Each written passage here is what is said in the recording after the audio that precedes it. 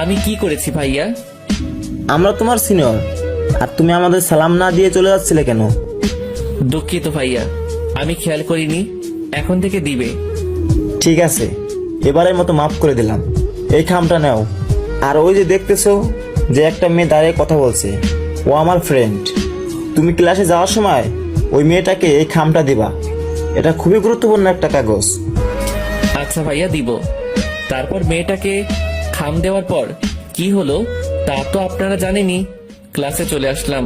কিছুক্ষণ পর দেখলাম ওই ছেলেগুলো আর ওই মেয়েটাও ক্লাসে আসছে।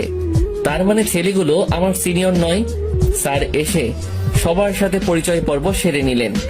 প্রথম দিন ছিল বলে আজকে তেমন আর ক্লাস হয়নি। কলেজ থেকে বের হব, তখনই দেখলাম ওই ছেলেগুলো আড্ডা দিচ্ছে আর বলতে লাগলো, সাকিব, তুই তো ছেলেটাকে ভালোই